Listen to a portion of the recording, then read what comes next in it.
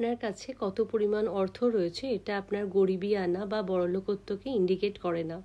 আমি বেশ কিছু মানুষকে চিনি যারা অর্থের দিক থেকে খুবই স্ট্রং, কিন্তু মনের দিক থেকে হতদরিদ্র।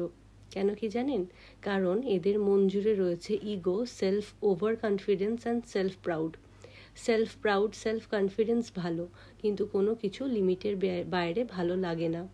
সেক্ষেত্রে এই সমস্ত মানুষ যখন ভেঙে পড়ে, গুড়িয়ে যায়, সিচুয়েশনের ভারে যখন নিজেকে সব থেকে একা মনে করে, আমরা যেরকম ক্রিয়েটারকে সম্মান জানিয়ে তাদের কাছে বাও ডাউন হয়ে একটা এসকেপ রুট খুঁজে বার করি এবং ক্রিয়েটারের কাছে নিজেদেরকে সমর্পিত করে দিই, কিন্তু এই সকল মানুষেরা নিজেদের মধ্যে ঘুটঘুটকে মরে যায় এবং ভেতরে ভেতরে এতটাই শেষ হয়ে যায় যে তাদের ওভার কনফিডেন্স কিন্তু তাদেরকে আরও মোরালি ডাউন করে দেয় এবং তারা চেয়েও কিন্তু নিজের ক্রিয়েটারের কাছে সারেন্ডার করতে পারে না। কেন? সারা বছর তারা এটা বলে এসেছে যে আমি ভগবান বিশ্বাস করি না, আল্লাহ, ঈশ্বর, গড আমার কাছে কিছুই না, আমি হার্ডওয়ার্ক করব এবং আমি আমার জন্য একাই 100, আমি নিজেই সব অ্যাচিভ করে নেব। যেটা খুব ভালো বিষয়। আপনার মধ্যে এতটা কনফিডেন্স থাকা উচিত কি আপনি সব কিছু অ্যাচিভ করে নিতে পারবেন, কিন্তু তার সাথে সাথে আপনাকে আপনার ক্রিয়েটারের কাছে বাও ডাউন করতে হবে। আপনি যদি ক্রিয়েটারকে সম্মান করতে না পারেন, তাহলে কিন্তু আপনি কোনোভাবেই এগোতে পারবেন না। সেক্ষেত্রে দাঁড়িয়ে তাহলে আপনি আপনার বাবা মাকেও কিন্তু অস্বীকারই করতে পারেন এবং অস্বীকার করুন। কারণ আপনি যদি আপনার ক্রিয়েটারকে না ভালোবাসতে পারেন, তাহলে আপনি অন্য কিছুর জন্য কি করে লড়বেন? আর মানুষ স্বার্থ ছাড়া কিছু বোঝে না। প্রতিটি পদক্ষেপে তার স্বার্থ লাগে কোনো কাজ সমর্পণ করার জন্য। তো সেক্ষেত্রে যদি আপনি এই অ্যাঙ্গেল থেকেও চিন্তা করেন, আপনি যখন ভেঙে পড়বেন, যখন আপনার চারিদিকে শূন্য বলে মনে হবে, তখন কিন্তু আপনার ক্রিয়েটারের কাছে গিয়ে নিজেকে সারেন্ডার করাই হবে আপনার এসকেপিজম। আপনি কিন্তু সেই সিচুয়েশন থেকে কোথাও না কোথাও নিজেকে একটু হলেও ভোলাতে পারবেন এবং আপনার ক্রিয়েটারকে যদি আপনি বিশ্বাস করেন, আপনি এটা তাকে প্রশ্ন করতে পারবেন যে এমন সিচুয়েশনে আমি ওভারকাম করতে কি করব। কোথাও না কোথাও আপনি কিন্তু তার আনসার পাবেন। এন্ড অফ দ্য ডে যতই সায়েন্স এগিয়ে যাক না কেন, ফিলোসফির আগে কিন্তু সায়েন্সকে মাথা নত করতে হয়। যেখানে সায়েন্সের শেষ হয় সেখানে ফিলোসফি শুরু হয়, এটা কিন্তু আমরা সকলে জানি।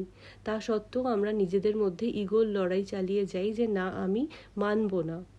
নিজের ক্রিয়েটারকে সম্মান না করে আপনি এমন কি প্রুভ করতে পারছেন? আপনার লজ্জা ক্রিয়েটারকে মেনে নয়, বরং ক্রিয়েটারকে না মানার জন্য পাওয়া উচিত। জীবনে যার থেকে বা যে সোর্স থেকে আপনি তৈরি হয়েছেন, তার কাছে বাও ডাউন করুন, বিশ্বাস করুন এবং ভরসা রাখুন। এন্ড অফ দ্য ডে আপনার সাথে খারাপ হবে না, এবং আপনার সাথে খারাপ হলেও সেটা পরবর্তীকালে আপনার মনে হবে যে যা হয়েছে ভালোর জন্যই হয়েছে। যতই আপনি বলুন যে আমি ক্রিয়েটার মানি না, আল্লাহ, ঈশ্বর, গড বলে আমি কিছু মানি না, কিন্তু কোথাও না কোথাও কোনো না কোনোভাবে অভিযোগ করার মাধ্যমেও কিন্তু আপনার মুখ থেকে বা আপনার মনে একবার না একবার এই ক্রিয়েটারের কথা এসেইছে। এটি আসতে বাধ্য। আপনি মানুষের মতো অ্যাক্ট করুন, অসুরের মতো আচরণ করবেন না। এই অসুরও ভগবানের উপরে যেতে গেছিল এবং তার সর্বভাবে সর্বযুগে কিন্তু তার নাশই হয়েছে। সেক্ষেত্রে নিজের ক্রিয়েটারকে, সেটা সায়েন্টিফিক্যালি হোক বা ইললজিক্যালি হোক, লজিক্যালি হোক, যেভাবেই হোক, আপনার ক্রিয়েটারকে ভরসা করুন, বিশ্বাস করুন। দেখবেন এক্ষেত্রে আপনারই লাভ হবে। কিছু না হোক, আপনি আপনার সিক্রেটগুলো যেগুলো বলবেন, সেগুলো আপনার আর 5টা চারিদিকে মুখোশ পরা কাছের মানুষের মতো সেটা কোনোদিন রিভিল হবে না। এতটুকু ভরসা আপনি করতে পারেন।